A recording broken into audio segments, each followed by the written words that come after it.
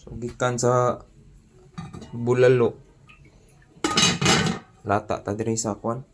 Ari sa kwan ano na to ni? Naunsa na ni? Sa resulta. Oh, inita. Piti-piti eh. So kani guys, preparation sa lechon kawali. Umok na kayo. Agoy, kalami. Dako king hiwa. Panit anay. Crispy-licious gini. Na. So atong lamas kay sibuyas gyapon. Ahos. Ya. Ginger. Umuta. Tanga na to tong laurel leaves. So preparation na ni siya. Before frying, deep fry mo na siya para lataan na to. So kani around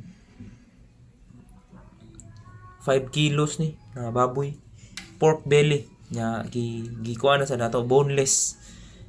So kung ganahan mo i-roast ni siya or i-grill, pero mas maayo ni siya i-prito, lechon kawali. Okay, ang unod niya. Ang unod, ang tambok. Tambok ni pisking tambok.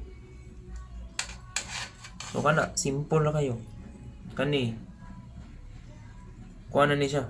Humot kayo ang pepper, kani sibuyas, ahos, yan. Kuan asin, suka para sakto kayo. Ano?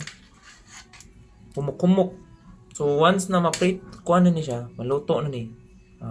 Humok na kay ni siya. So pakurata na lang ni siya sa mantika sa grill. So lechon kawali na siya. So muna step 1 is to boil the lamas.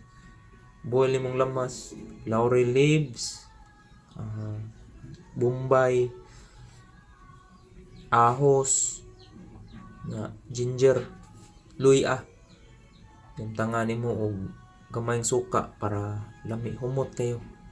Bawa sa baho ba. So i-slow cook lang nato ni siya sa uling. So daog na. Muna ang preparation sa ano. Pastilan. Wato na to ang video sa pagluto ani. So daog na. Higop tag kuha na ni prito lechon kawali.